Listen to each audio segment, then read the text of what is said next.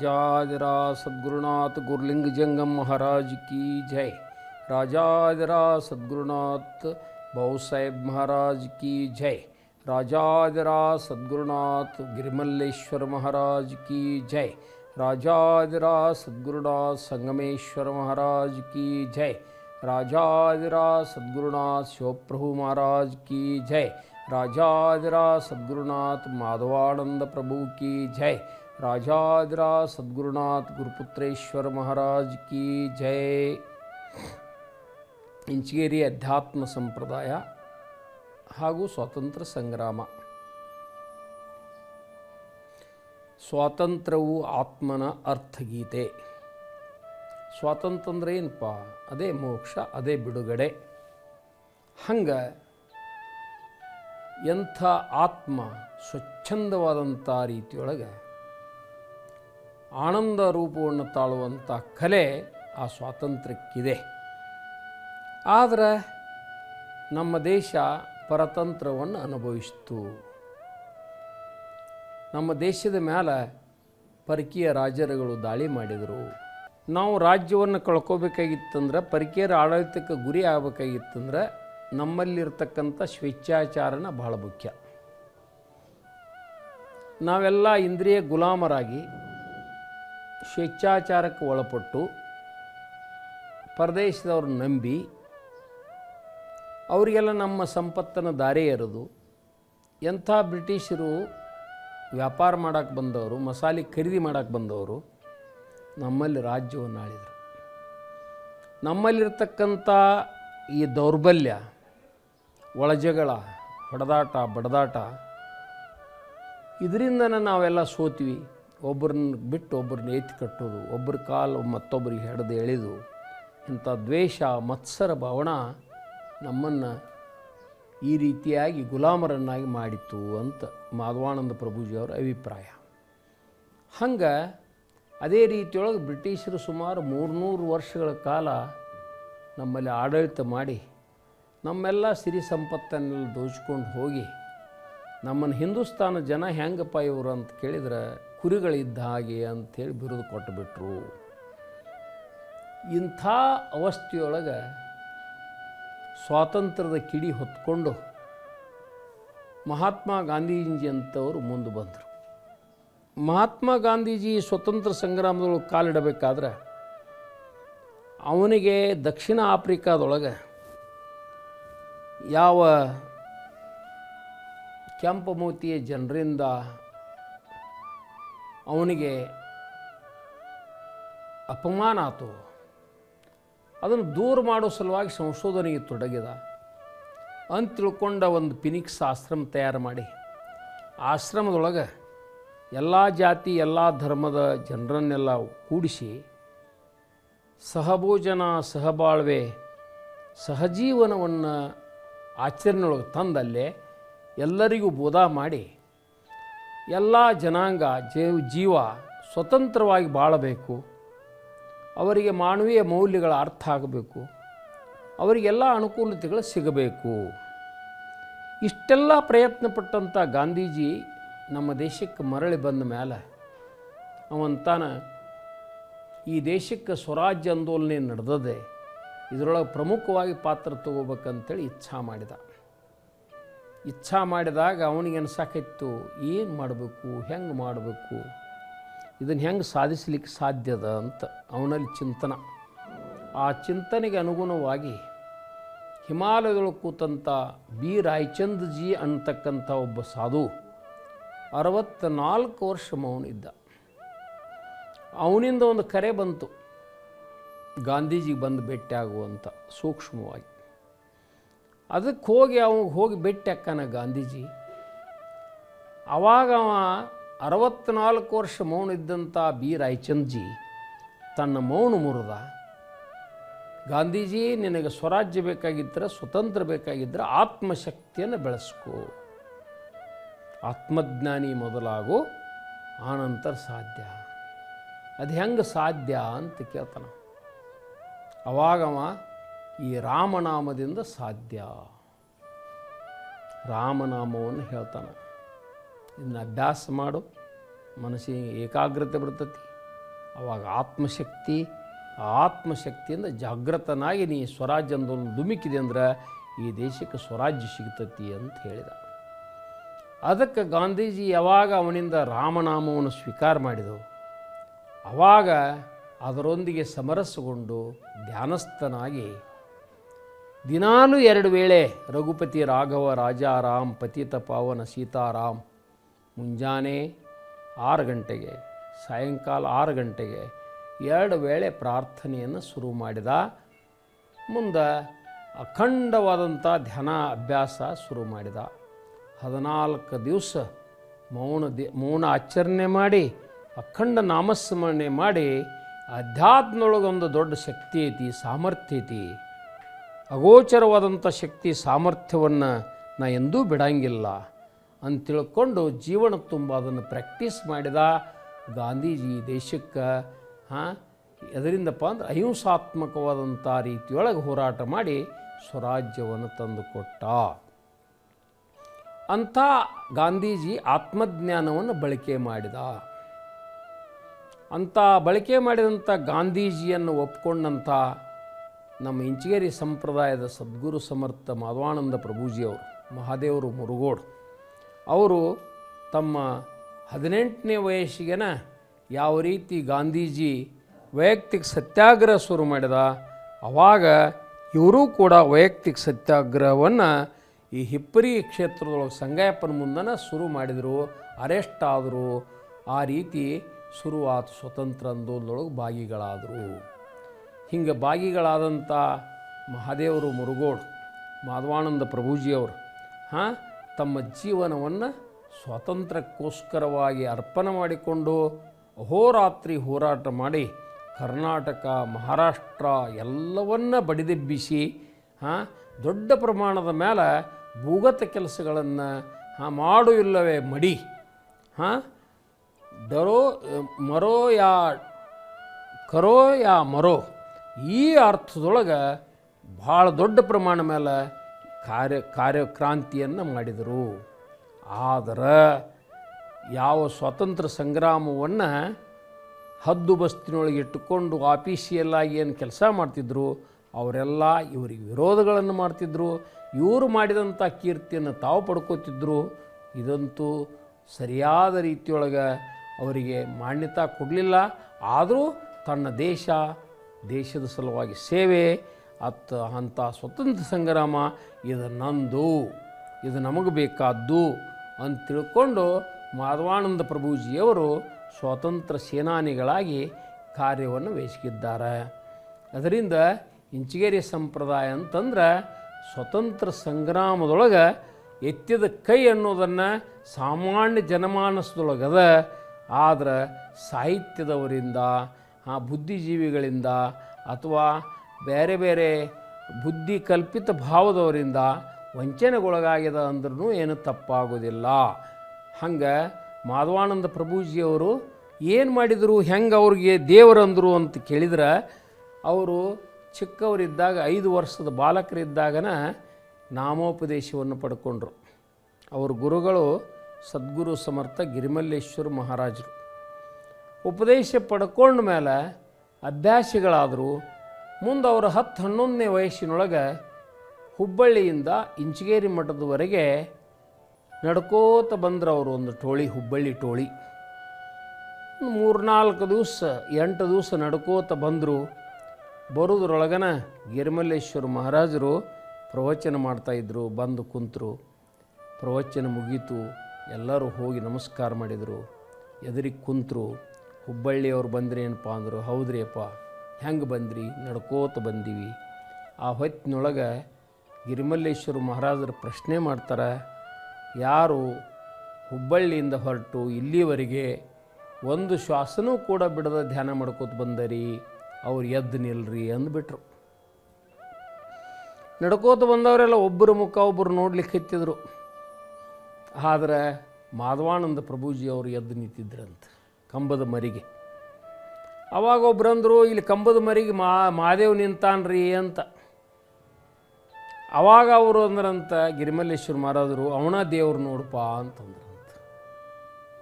ಇದರ ಅರ್ಥ ಏನು ಅಂತ ಕೇಳಿದರೆ, ಅಖಂಡ ನಾಮಸ್ಮರಣೆಯನ್ನು ಯಾರು ಮಾಡ್ತಾರ ಅವರು ದೇವರು.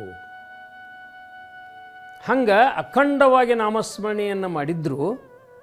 ಅದಕ್ಕೆ ಮಹಾದೇವರಿಗೆ ದೇವರು ದೇವರು ದೇವರು ಅನ್ಲಿಕ್ಕೆ ಶುರು ಮಾಡಿದರು. ಅವರನ್ನ ಹೆಸರುಗೊಂಡು ಯಾರೂ ಕರಿತಿದ್ದಿಲ್ಲ, ಯಾವತ್ತೂ ದೇವರು ದೇವರು ಅಂತ ಇದ್ದರು. ಹಿಂಗೆ ದೇವರಾದಂಥ ದೇವರು ಅವ್ರೇನು ಹೇಳ್ತಾರ ಅದು ವೇಗದ ವಾಕ್ಯ. ಎಲ್ಲರಿಗೂ ಅವ್ರು ಏನು ಮಾಡ್ತಾರ ಅದನ್ನು ಮಾಡೋದು ಸಜ್ಜ. ಹಂಗೆ ಎಲ್ಲ ಸಂಘಟನೆಗಳು ಅವ್ರ ಮಾತನ್ನು ಕೇಳ್ತಿದ್ದು. ಎಲ್ಲ ಕುಸ್ತಿಪಟುಗಳು ಅವರು ಶಿಷ್ಯರಾದರು. ಎಲ್ಲ ಕಡೆ ಪ್ರತಿಭಾನ್ವಿತರಿದ್ದವರೆಲ್ಲರೂ ಶಿಷ್ಯರಾದರು.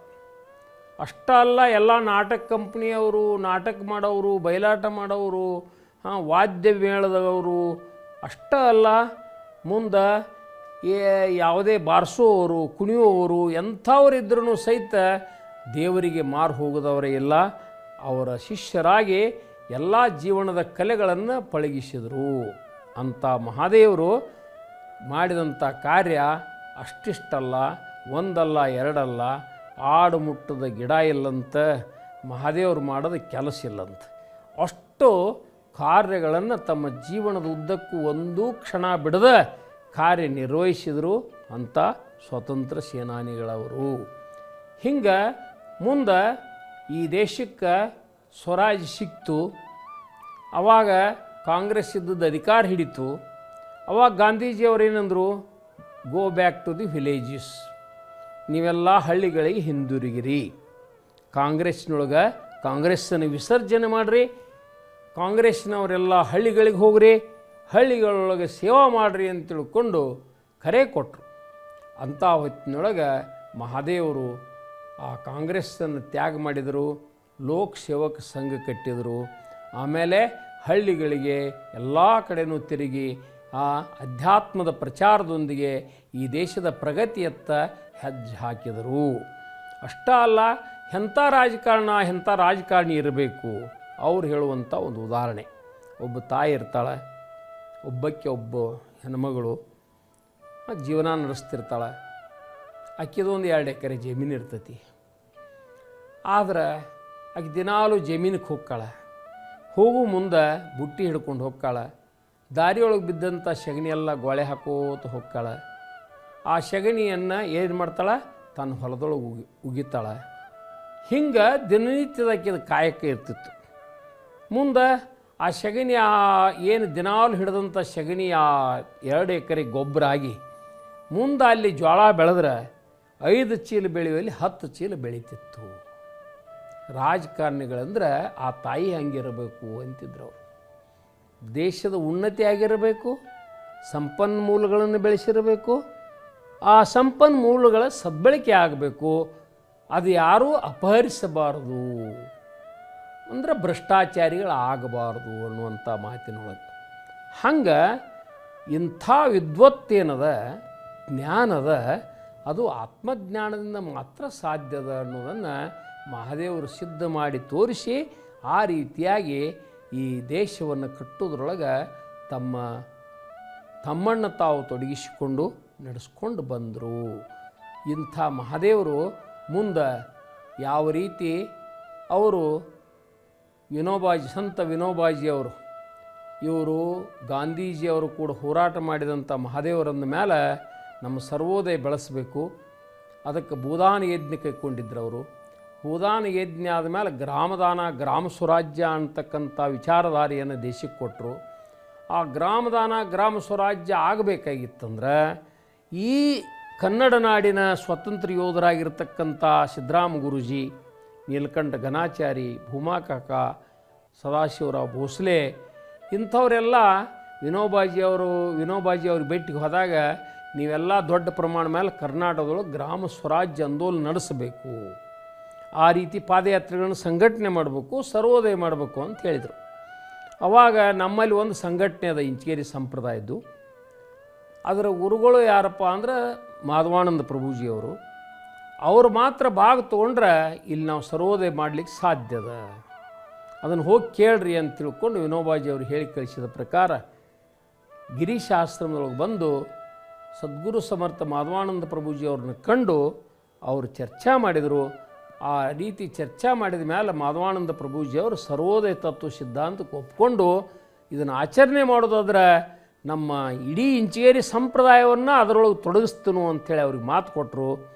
ಅದರಂಗೆ ಮುಂದೆ ನಡ್ಕೊಂಡ್ರು. ಸರ್ವೋದಯ ಮಹಾಪೋಷಕರಾಗಿ ಕಾರ್ಯವನ್ನು ನಿರ್ವಹಿಸಿದರು. ಅವರು ಸರ್ವೋದಯದೊಳಗೆ ಪ್ರತಿ ಹಳ್ಳಿಗೆ ತಮ್ಮೆಲ್ಲ ಸಚ್ಚಿಷ್ಯರನ್ನೆಲ್ಲ ಕಳಿಸಿಕೊಟ್ಟು ಗ್ರಾಮದಾನ, ಗ್ರಾಮ ಸ್ವರಾಜ್ಯ, ಗೋಹತ್ಯೆ ಬಂದಿ, ಪಾಣ ಪ್ರತಿಬಂಧ, ಭೂದಾನ, ಗ್ರಾಮದಾನ ಇವೆಲ್ಲ ಕಾರ್ಯಕ್ರಮಗಳನ್ನು ಪ್ರಚುರಪಡಿಸಿ ಆ ರೀತಿಯಾಗಿ ಇಡೀ ಬಿಜಾಪುರ ಜಿಲ್ಲೆಯನ್ನು ಗ್ರಾಮದಾನವನ್ನಾಗಿ ಪರಿವರ್ತನೆ ಮಾಡಿದಂಥ ಕೀರ್ತಿ ಮಹಾದೇವರಿಗೆ ಸಲ್ತದ. ಅವರೇ ಪೋಷಕರು. ಅಂಥ ಮಹಾದೇವರು ವಿನೋಬಾಜಿಯವರ ಒಂದು ಆಶ್ರಮದೊಳಗೆ ಹೋದಾಗ ಹೇಳಿದರು, ವಿನೋಬಾಜಿಯವ್ರಿಗೆ ಬರೆದು ಕೊಟ್ಬಿಟ್ರು, ನಮ್ಮ 1400 ಆಶ್ರಮ ಮತ್ತು ಸಾವಿರಾರು ಕುಟುಂಬಗಳು, ಎಲ್ಲ ಆಸ್ತಿ, ಸಾವಿರಾರು ಎಕರೆ ಜಮೀನ ಎಲ್ಲ ನಿಮಗೆ ಸಮರ್ಪಿತಪ್ಪ ಅಂತ ತಿಳ್ಕೊಂಡು ವಿನೋಬಾಜಿಯವ್ರಿಗೆ ಕೊಟ್ಟರು. ವಿನೋಬಾಜಿಯವ್ರು ನೋಡಿದರು, ಇದನ್ನೆಲ್ಲ ಸಾಕಿ ಸಲುವಿ ಬೆಳೆಸಿದವರು ನೀವು, ಮತ್ತು ನೀವಿಲ್ಲದ ಇದನ್ನು ನಾ ಏನು ಮಾಡಲಿ, ಇದನ್ನು ನಡೆಸ್ಕೊಂಡು ಹೋಗೋರು ನೀವು. ಅದಕ್ಕೆ ನಾನು ತಿರುಗಿ ಇಡೀ ಸಂಪ್ರದಾಯವನ್ನು ನಿಮ್ಮ ಉಡ್ಯಾಗ ಹಾಕೀನಿ. ಇಡೀ ಸಂಪ್ರದಾಯವನ್ನು ಈ ಪದ್ಧತಿಯೊಳಗೆ ಸರ್ವೋದಯ ಪದ್ಧತಿಯೊಳಗೆ ನಡೆಸ್ಕೊಂಡು ಹೋಗ್ರಿ. ಸರ್ವೋದಯ ಇಲ್ಲವೇ ಸರ್ವನಾಶ. ಅದಕ್ಕೆ ಸರ್ವೋದಯ ಮಾಡಬೇಕು, ಇಲ್ಲದ್ರೆ ಸರ್ವನಾಶ ಹೋಗ್ತತಿ. ಸರ್ವೋದಯ ಅಂದ್ರನ ಎಲ್ಲರ ಉದಯ, ಸಾಮಾನ್ಯ ಮನುಷ್ಯನ ಹಿಡ್ಕೊಂಡು ಎಲ್ಲರವರೆಗೂ ಎಲ್ಲರ ಏಳಿಗೆಯನ್ನು ಬಯಸುವಂಥದ್ದು. ಈ ಸರ್ವೋದಯ ತತ್ವದೊಳಗೆ ಮಾಧವಾನಂದ ಪ್ರಭುಜಿಯವರು ಆತ್ಮಜ್ಞಾನ, ಆತ್ಮ ಸಾಕ್ಷಾತ್ಕಾರ ಆಗಲೇಬೇಕನ್ನುವಂಥ ಮಾತನ್ನು ಹೇಳ್ತಾ ಇದ್ದರು. ಅದಕ್ಕೆ ಆ ಸರ್ವೋದಯದೊಳಗೆ ಮಾಡುವಂಥ ಗಾಂಧೀಜಿಯವರು ಮಾಡುವಂಥ ಏನು ಪ್ರಾರ್ಥನೆ ಅದ, ಅದನ್ನು ನಮ್ಮ ಇಂಚಗೇರಿ ಸಂಪ್ರದಾಯದ ಎಲ್ಲ ಮನೆತನಗಳಲ್ಲಿ ಅಷ್ಟ ಅಲ್ಲ, ಎಲ್ಲ ಆಶ್ರಮಗಳಲ್ಲಿ ನಿತ್ಯದೊಳಗೆ ಪ್ರಾರ್ಥನೆಯನ್ನು ಅಳವಡಿಸಿದರು. ಅದು ಇವತ್ತಿನವರೆಗೂ ಆ ನಿತ್ಯ ನೇಮ ಉಪಾಸನ ಇಂಚಗೇರಿ ಮಠದೊಳಗೆ ಅಷ್ಟ ಅಲ್ಲ, ಇಡೀ ನಮ್ಮೆಲ್ಲ ಆಶ್ರಮಗಳೊಳಗೆ ನಡ್ಕೊಂಡು ಬರ್ತಾ ಇದೆ. ಅಂಥ ಮಾಧವಾನಂದ ಪ್ರಭುಜಿಯವರು ಈ ದೇಶದ ಸಲುವಾಗಿ ಹೋರಾಟ ಮಾಡಿ ಎಷ್ಟೋ ಕಾರ್ಯಕರ್ತರನ್ನು ತಯಾರು ಮಾಡಿ ಸಂತ ಸೋನ್ಲಾಲ್ಜಿ ಅಂತ ತಿಳ್ಕೊಂಡು ಒಬ್ಬ ಬುಭುಕ್ಷು ಈ ಕರ್ನಾಟಕ ಭೇಟಿ ಕೊಟ್ಟ. ಕರ್ನಾಟಕ ಭೇಟಿ ಕೊಟ್ಟು ಗೋವಾವನ್ನು ಪ್ರವೇಶ ಮಾಡುವಾಗ ಅವರು ಮಾಧವಾನಂದ ಪ್ರಭುಜಿಯವರು ಅವನಿಗೆ ಒಂದು ಟ್ಯಾಕ್ಟ್ರ, ಒಂದು 3-4 ಜನ ಕಾರ್ಯಕರ್ತರನ್ನು ಕೊಟ್ಟು ಎಲ್ಲ ಖರ್ಚಿಗೆ ಕೊಟ್ಟು ಗೋವಾ ತುಂಬ ಎಲ್ಲ ಪ್ರಚಾರ ಮಾಡಿ ಬನ್ನಿ ಅಂತ ಹೇಳಿ ಕಳಿಸಿದರು. ಹಿಂಗೆ ಒಂದಿಲ್ಲ ಒಂದು ರೀತಿಯೊಳಗೆ ಸರ್ವೋದಯ ಅಂದೊಂದೊಳಗೆ ಎಲ್ಲ ಥರದ ಸಹಾಯ ಸಹಕಾರ ಕೊಟ್ಟು ನಡೆಸಿದವರು ಯಾರಾದರೂ ಇದ್ದರೆ ಅದು ಮಾಧವಾನಂದ ಪ್ರಭುಜಿಯವರು. ಬಾಲ ಬ್ರಹ್ಮಚಾರಿಗಳು. ಇಷ್ಟೇ ಅಲ್ಲ, ಅವರು ಮಾಡಿದಂಥ ಕೆಲಸ ಮುಂದೆ ಗೋವಾ ವಿಮೋಚನೆ, ಗೋವಾ ಸತ್ಯಾಗ್ರಹ, ಕರ್ನಾಟಕ ಏಕೀಕರಣ, ಸಂಸ್ಥಾನಗಳ ವಿಲೀನೀಕರಣ, ಇಂಥ ಅನೇಕ ಕಾರ್ಯಗಳನ್ನು ಅವರು ಮಾಡಿದ್ದಾರೆ. ಅವರ ಕೀರ್ತಿ ಪತಾಕೆ ಇಡೀ ಜಗತ್ತಿನ ತುಂಬ ಹಬ್ಬದ. ಅಷ್ಟ ಅಲ್ಲ, ಅವರಿಗೆ ಅವತಾರಿಕರು, ಮಹಾಪುರುಷರು ಅಂತ ಬಿರುದುಗಳದಾವ. ಅಂಥ ಮಾಧವಾನಂದ ಪ್ರಭುಜಿಯವರು ಇವತ್ತಿಗೂ ಜನಮಾನಸದೊಳಗೆ ಎಲ್ಲಿ ಬೇಕಲ್ಲಿ ಅವ್ರ ಫೋಟೋ ಪ್ರತಿಯೊಂದು ಮನೆಯೊಳಗದಾವ. ಅವ್ರ ಫೋಟೋ ನೋಡಿದ್ರೆ ಅವರು ಜಗತ್ತಿಗೆ ಕೈ ಮುಗಿದು ಬಿಟ್ಟಾರ. ಅವರ ನಮ್ರತೆ, ಅವ್ರ ವಿನಯತೆ ಜಗತ್ತಿಗೆ ಕೈ ಮುಗಿದು ಧರ್ಮ ಸಾಮ್ರಾಜ್ಯ ಈ ಜಗತ್ತಿನೊಳಗೆ ಆಗಬೇಕು, ಇದು ನಡ್ಕೊಂಡು ಹೋಗ್ಬೇಕು ಅನ್ನೋದನ್ನು ಅವ್ರ ಕಾರ್ಯ. ಅಂಥ ಮಾಧವಾನಂದ ಪ್ರಭುಜಿಯವರು ಗೋವಾ ಸತ್ಯಾಗ್ರಹಕ್ಕೆ ಹೋಗಿದ್ದರು. ವಾಲಿ ಚೆನ್ನಪ್ಪನವರು ಅವರನ್ನು ಕರ್ಕೊಂಡು ಹೊಂಟಿದ್ರು. ನೀವೆಲ್ಲ ಭಾಳ ದೊಡುತಿ ಶರೀರದವರು, ನೀವು ನಡ್ಕೊಳಕ್ಕೆ ಬರೋದಿಲ್ಲ, ನಡೆದು ಹೋಗಕ್ಕೆ ಬರೋದಿಲ್ಲ, ಗೋವಾ ಬೌಂಡ್ರಿ ಕ್ರಾಸ್ ಮಾಡೋಕ್ಕೆ ಬರೋದಿಲ್ಲ ಅಂತ ಹೇಳಿದರು. ಅವಾಗ ನನ್ನ ಭಕ್ತಿ, ನಾನು ದೇಶ ಸೇವಾ ಮಾಡವನ, ನಾ ಬರವನ ಅಂತಂದರು. ಅಂದ ಕೂಡಲೇ ಗೋವಾ ಮಾಜಾಳಿ ಹಳ್ಳಿ ಬಾರ್ಡ್ರದೊಳಗೆ ಗೋವಾ ಪ್ರವೇಶ ಮಾಡೋದಿತ್ತು. ಸುಮಾರು 15-20 ಕಿಲೋಮೀಟ್ರ್ ಗಟ್ಟಲೆ ಕಾಡಿನೊಳಗೆ ನಡ್ಕೊಂಡು ಗುಡ್ಡ ಇಳಿಬೇಕಾಗಿತ್ತು. ಅಂಥದ್ರಾಗ ಮಾಧವಾನಂದ ಪ್ರಭುಜಿಯವರು ನಾಯಕಪ್ಪ ಮಾಸ್ತರು ಮತ್ತು ಮಹಾಲಿಂಗಪ್ಪ ಅವರಿಬ್ಬರು ಕಾರ್ಯಕರ್ತರನ್ನು ತಗೊಂಡು ಅವರು ಕೂಡ ಸತ್ಯಾಗ್ರಹಕ್ಕೆ ಹೋದರು. 67 ಜನ ಸತ್ಯಾಗ್ರಹಿಗಳು. ಹಿಂಗೆ ಹೊಂಟೆಳೆದಾಗ ಅವರು ನಡು ಹಾದಿಯೊಳಗೆ ರಾತ್ರಿ ಸರ್ವತ್ತು ಭಾರ ಕತ್ತಲೆ ಅಂಥದ್ರೊಳಗೆ ನನಗೆ ನೀರು ಬೇಕು ಮಾಸ್ತರ್ ಅಂದ್ರೆ. ಮಾಸ್ತರ್ನ ಜಂಗಾಬಲನ ಹುಡುಗಿ ಹೋತು. ಇಲ್ಲೆಲ್ಲಿ ನೀರು ತೋರಿದ್ರಿಯಪ್ಪ ನಾವು. ಇಲ್ಲೇ ಮಗ್ಲ ಕೊಳದಾಗಿರ್ಬೇಕು ನೋಡು ಅಂದರು. ಆವಾಗ ಕೊಳದೊಳಗೆ ಇಣಿಕಿ ನೋಡಿದ್ರಾಗ ನೀರಿದ್ದು. ಅಲ್ಲಿ ನೀರಿಗೆ ಇಳಿದ್ರಾಗ ಒಂದು ನೀರು ಎದ್ರಾಗ ತರಲಿರಿಯಪ್ಪ ಅಂದ. ಆವಾಗ ಒಂದು ಟಾವಲ್ ಕೊಟ್ಟರು. ಈ ಟಾವಲ್ ತೋರಿಸ್ಕೊಂಡು ಬಾ ಅಂದರು. ಟಾವಲ್ ತೋರಿಸ್ಕೊಂಡು ಬಾ ಅಂದ ಕೂಡಲೇ ಅವ ಟಾವಲ್ ತೊಗೊಂಡು ಹೋಗೋದ್ರಾಗ ಒಂದು ಹಾವು ಬುಸ್ಸತ್ತು ಎದ್ದಿತ್ತು. ಅಯ್ಯೋ ಯಪ್ಪ ನನ್ನ ಜೀವನನ ಹೋತು ಅನ್ನೋದ್ರಾಗನ ಅದು ಮಾಯ ಆಗಿತ್ತು. ನೀರೊಳಗೆ ಟಾವಲ್ ತೋರಿಸಿ ತನ್ನ ನೀರಿಗೆ ಕಳೆದು ದೋತ್ರ ತೋರಿಸ್ಕೊಂಡು ಮ್ಯಾಲೆ ಬಂದು ಮಹಾದೇವ್ರ ಬೊಗಸಿಯೊಳಗೆ ನೀರು ಹಿಂಡಿದ. ಮಹಾದೇವ್ರು ಕುಡಿದ್ರು. ಮಾಸ್ತ ನನಗೆ ಜಯ ಸಿಕ್ತು ನೋಡು ಈ ಸತ್ಯಾಗ್ರಹದಿಂದ ಅಂದರು. ಹಂಗೆ ಯಾವುದೋ ಒಂದು ಅವರ ಮಾತುಗಳು ಎಂಥವಪ್ಪ ಅಂತ ಕೇಳಿದ್ರೆ ಮುಂದಾಗು ಜಯದ ಸುದ್ದಿಯನ್ನು ಮೊದಲ ಹೇಳಿಬಿಡ್ತಿದ್ರು. ಹಂಗೆ ಮುಂಜಾನೆ 5 ಗಂಟೆ ಹೊತ್ತಿಗೆ ಕಾನ್ಪುರ ಕಚೇರಿ ಮುಂದೆ ಬಂದು ಕುಂದಿದ್ರು. ಹೆಂಗೆ ಬಂದ್ರಿ ದೇವ್ರ ಅಂತಂದ ವಾಲಿ ಚೆನ್ನಪ್ಪ.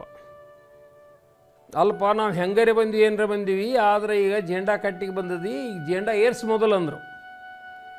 ಆಮೇಲೆ ಜೇಂಡಾ ಏರಿಸಿದ್ರು. ಜೇಂಡಾ ಏರಿಸಿದ್ದನ್ನು ನೋಡಿ ಪೋರ್ಚುಗೀಸ್ ಸೈನಿಕರೆಲ್ಲ ಮುಕ್ಕರಿ ಬಿಟ್ಟರು. ಮುಕ್ಕರಿ ರೈಫಲ್ ತಿರುವಿ ಹಿಡಿದು ಬಡಿಲಿಕ್ಕೆ ಹತ್ತಿದ್ರೆ ಹೊಡೆತಾ ಬಡ್ಲಿಕ್ಕೆ ಹತ್ತಿದ್ರು. ಅವಾಗ ವಾಲಿ ಚೆನ್ನಪ್ಪ ಅಂದ, ದೇವ್ರ ಇದ್ರಾಗಿಂದ ಹೆಂಗೆ ಪಾರು ಮಾಡ್ತೀವಿ ಮಾಡಪ್ಪ ಅಂತ. ಅಷ್ಟ್ರಾಗ ಅವ ಸೇನಾಧಿಕಾರಿ ಓಡಿ ಬಂದ. ಏನಾತು? ಭಾರತೀಯರು ಬಂದು ಜೇಂಡಾ ಏರಿಸಿದ್ರು. ಇಟ್ಟು ಸೊಕ್ಕ ಇವ್ರಿಗೆ ಭಾರತೀಯರಿಗೆ ಏರ್ಸೇ ಬಿಟ್ಟರು ಅನ್ನೋನ ಇವ್ರಿಗೇನು ಶಿಕ್ಷೆ ಕೊಡೋದಪ್ಪ ಅಂದ್ರೆ ಮಷಿನ್ ಗನ್ ಹಚ್ಚಿ ಇವ್ರನ್ನ ಇಲ್ಲಿ ಉಡಾಯಿಸಿ ಬಿಡೋಣ, ಕೊಂದು ಬಿಡೋಣ ಅಂತ ಆರ್ಡರ್ ಮಾಡಿಬಿಟ್ಟ. ಮಷಿನ್ ಗನ್ ತೊಗೊಂಡು ಬರೋಕ್ಕೆ ಹೋದರು. ಇತ್ತು ವಾಲಿ ಚೆನ್ನಪ್ಪ, ದೇವ್ರ ನಿನಗೆ ದೇವ್ರಂತಾರ, ಹೆಂಗೆ ಉಳಿಸ್ತಿ ನಮ್ಮನ್ನ ಅಂತ ಕೇಳಿದ. ನಾ ಹೇಳ್ದಂಗೆ ಕೇಳಿದ್ರೆ ಉಳಿಸ್ತು ಅಂದ್ರೆ ಇವರು ದೇವರು.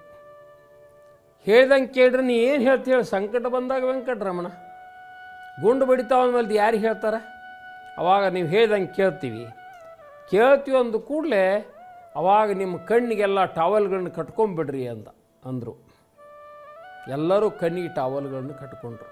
ಯಾರೂ ನೋಡಕ್ಕೆ ಹೋಗಬೇಡ್ರಿ. ಯಾರು ನೋಡಕ್ಕೆ ಹೋಗಬೇಡ್ರಿ. ನೀವು ಅಂತರ್ಮುಖಿಗಳಾಗ್ರಿ. ನಿಮ್ಮ ಅಂತರಂಗದಾಗ ನಿಮ್ಮ ದೇವರದಾನ, ನಿಮ್ಮ ದೇವರನ್ನು ನೆನೀರಿ ಅಂದರು. ನೋಡ್ರಿ, ಅವಾಗ ಎಲ್ಲರೂ ದೇವರನ್ನು ನೆನೀಲಿಕ್ಕೆ ಹತ್ತಿದ್ರು. ಆಟ್ರಾಗ ಅವ ಮಷಿನ್ ಗನ್ ಹಚ್ಚಿ ಗುಂಡು ಹಾಕಕ್ಕೆ ಬಂದ. ಮಷಿನ್ ಗನ್ ಗುಂಡು ಬಟ್ಟನು ಒತ್ತವ ಅವನಿಗೆ ಲಕ್ವ ಹೊಡೆದು ದಪ್ಪತ್ತು ಬಿದ್ದುಬಿಟ್ಟ. ಅಲ್ಲ ಇವನು ಭಾರತೀಯರು ಬುವಾಬಾಜಿ ಮಾಡ್ರು ಏನೋ ಮಾಡಿದ್ರು ಅಂತ ತಿಳ್ಕೊಂಡು ಎಲ್ಲರೂ ಬಂದು ಅವನು ಉಪಚಾರ ಮಾಡಕ್ಕೆ ಹತ್ತಿದ್ರು. ಅವಾಗ ವಾಲಿ ಚೆನ್ನಪ್ಪ ಅಂದ, ಖರೇ ದೇವ್ರು ನೀನು ನೋಡಪ್ಪ ಅಂದ. ಹೆಂಗೆ ಏನು ಮಾಡಿದರು? ಅಲ್ಲಿ ಏನೂ ಇಲ್ಲ, ಈ ಜಗತ್ತನ್ನು ನೋಡೋದು ಬಿಟ್ಟರೆ ದೇವರ ನೋಡ್ತೀವಿ ಅಂತ ನಾವು. ಡೋಳೆ ಜಾಂಕುನಿಯಪ್ಪ ಹೇ ಪುಡೆ ಗೋಪಾಳು ಬಾಹೆ ಅಂತ. ಜಗತ್ತನ್ನು ನೋಡಿದರೆ ದೇವರ ಹೆಂಗೆ ನೋಡೋರು ನಾವು? ದೇವರು ಈ ಜಗತ್ತಿಲ್ಲದಲ್ಲಿ ದೇವರು, ಜಗತ್ತಿನೊಳಗೆ ಅವ್ಯಕ್ತ ಸ್ವರೂಪದೊಳಗೆ ದೇವರು. ಹಂಗೆ ದೇವರ ನೋಡಕ್ಕೆ ಹಚ್ಚಿ ಅವ್ರನ್ನೆಲ್ಲ ಕಾಪಾಡಿದರು. ಆಮೇಲೆ ಅವರು ಬುವಾಬಾಜಿ ಮಾಡ್ಯಾರ ಅಂತ ತಿಳ್ಕೊಂಡು ಬ್ರಿಟಿಷ್ ಪೋರ್ತುಗಾಲಕ್ಕೆ ತಿಳಿಸಿದ್ರು. ಪೋರ್ತುಗಾಲದಿಂದ ತಾರು ಬಂತು, ಇವ್ರು ಹೋದ ಬೌಂಡ್ರಿ ದಾಟಿಸಿ ಬಿಟ್ರಿ ಅಂತ. ಅದೇ ರೀತಿ ಬಂದು ಬೌಂಡ್ರಿ ದಾಟಿಸಿ ಬಿಟ್ಟರು, ಉಳಿದು ಬಂದರು. ಹಂಗೆ ಮಹಾದೇವರು ಭಾಗಿಯಾದಂಥ ಮಹಾದೇವರು ಎಲ್ಲ ಕಡೆ ನಿಂತು ಕಾವಲ ಮಾಡ್ಯಾರ. ಹಿಂಗೆ ಅನೇಕ ದೃಷ್ಟಾಂತಗಳು ಮನೆಗೆ ಅದಾವೆ.